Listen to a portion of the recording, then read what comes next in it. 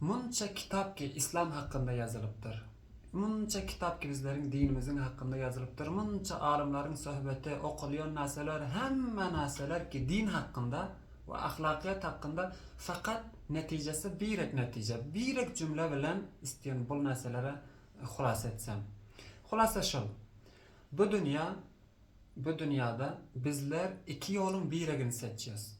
Birek yol ahirette cennete gitmek ve hoşbaht olmak. İkilenci yol ahirette dozaha gitmek ve bedbaht olmak. Bu narsa hem bizlere bu dünyada ihtiyar verilen.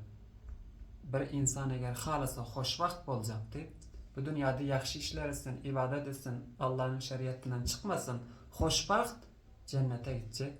Eğer bu dünyada şeriat bilen işi olmasa, fakat öz ayşini oşunda olsa, Allah'ın näme deyipdir, munun fervasında olmasa, fakat bu dünyasını bilse, ol insanlar için mutassibana aydıp bilecek narsamiz şol dozaq ve bedbaht.